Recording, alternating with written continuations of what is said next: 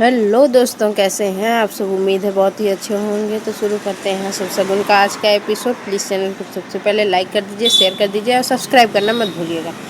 तो चलिए शुरू करते हैं। शुभ शगुन के आज के एपिसोड में हम देखेंगे कि जहाँ पर जैसे कि मैंने अपने प्रोमो के वीडियो में बताया गया था कि शगुन जो है उस झूमर ठीक करने वाले को लेके आ रही होती, तभी गुंडे उन्हें पीटने लगते हैं। तो गुंडे जब पीट रहे होते हैं, शगुन को पकड़ लेते हैं, उसे थप्पड़ मारते हैं, उसके मुंह से खून निकल आता है।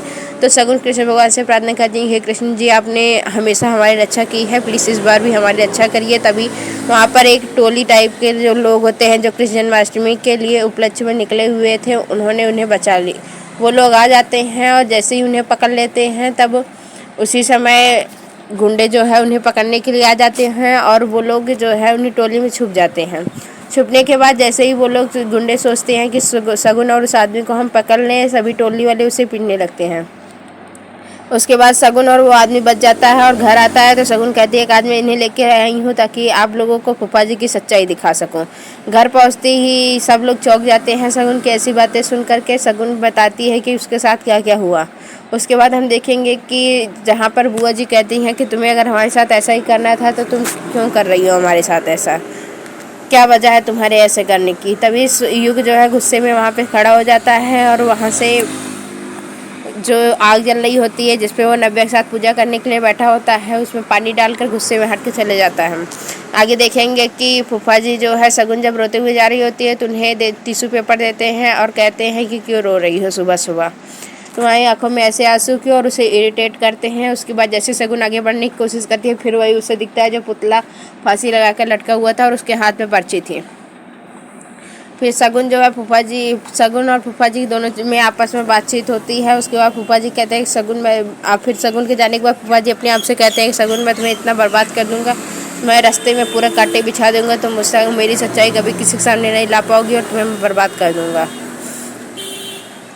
आगे हम देखेंगे कि जहाँ पर जो है दादी विंध्या और बुआ जी तैयारी कर रही होती हैं खाने के, वहीं पर हम आगे देखेंगे खाने की तैयारी के दौरान ये शुभ आता है और कहता है कि हमारी कंपनी की तरफ से इस बार भी मटके के जो कंपटीशन होता है उसकी तैयारी की गई, इसलिए आप लोग जल्दी जल्दी खाना खा लीजिए और उसके बाद जल्दी से चलिए हमारे साथ। कहता है कि शगुन कहाँ है। शगुन कहती है कि मैं नहीं जाऊंगी, क्योंकि बुआ जी भी उसे डांटती हैं, कहती हैं कि तुम फिर से इसे क्यों ले जा रहे हो, उस दिन पता है ना क्या हुआ था। बिंद्या भी यही कहती हैं कि तुम्हें पता था ना कितना वो हो गया था, नाटक हो गया था, उसके बाद भी तुम इसे ले जाना चाहते हो। सब कहता है कि जो कहा जाए वो करो, बस मैं शगुन के लिए बिना नहीं जाऊंगा। दादी भी शगुन को समझाती है कि तुम्हें हमें लोगों की बातों से कोई फ़र्क नहीं पड़ना चाहिए, हमें खुद को देखना चाहिए। इसके बाद शगुन कहती है कि जी दादी मैं चलूँगी। उसके बाद जब जाएंगे तो वहाँ पर सभी लोग आप देख सकते हैं कि जा रहे हैं मटका कंपटीशन में जहाँ पर अरेंज किया गया है। उसके बाद हम आगे देखेंगे कि वहाँ पर कुछ लेडीज़ मिलती हैं जो दादी के पैर छूती हैं। उसके बाद नव्या भी उसे पैर छूती है, तो वो कहती हैं कि नव्या कुछ घी खाया करो, नहीं तो तुम एकदम पतली होती चली जा रही हो। फिर हम आगे देखेंगे कि नव्या के छूने के बाद वहीं पर वो जब शगुन जाती है पैर छूने के लिए, तो वो लोग उन्हें रोक देती हैं और कहती हैं कि तुम तो इस घर के बहू नहीं हो, तो तुम्हें किस हक से आशीर्वाद दें। तुम कितने मतलब बेशरम हो जो यहाँ पर भी चली आई कल रात के बाद, कि कल रात में तुम्हारे साथ क्या क्या हुआ तुम्हें पता है, उसके बाद भी तुम यहाँ पे चली आई। इस तरह से वो जितनी लेडीज़ रहती हैं शगुन की खूब बेइज्जती करती हैं। उसके बाद शुभ जो है शगुन को बुलाता है और कहता है कि हाँ आओ। फिर बुलाने के बाद नव्या भी साथ में जाती है और शुभ पूछता है कि तुम मुझे बताओ कि युग कहाँ रह गया है। तो शगुन कहती है कि युग जो है वो अपने टोली को लाने गया है जिसके साथ वो मटका फोड़ेगा। फिर हम आगे देखेंगे कि शुभ जाता है और अनाउंसमेंट करता है कि इस बार भी हमारे कंपनी की तरफ से ये अरेंजमेंट किया गया है और जो जीतेगा उसे 10 लाख रुपए मिलेंगे। तो शुभ ये अनाउंसमेंट करता है कि इस बार हमारी कंपनी की तरफ से युग खेलेगा। युग मना कर देता है, मैं खेलूंगा जरूर लेकिन अपने गांव की तरफ से, आप लोगों की टोली की तरफ से नहीं। वहीं पर फूफा जी जो हैं ड्रिंक में कुछ मिला करके शुभ को पिला देते हैं और कहते हैं कि जाओ शुभ छोड़ना मत युग को। शुभ पीने के बाद उसे जानते ही गुस्सा आ जाता है और वो नशे में नीचे उतरता चला जाता है। नीचे जाने के बाद आप देखेंगे कि शुभ ही आगे जाता है। उसके बाद हम देखेंगे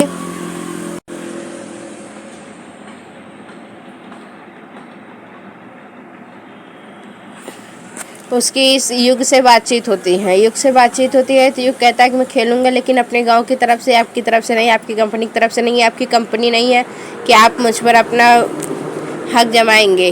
उसके बाद शुभ कहता है कि अब मैं तुम्हें हरा कर दिखाऊंगा। तो युग कहता है कि जो करना है कर लो, लेकिन मुझे नहीं हरा पाओगे।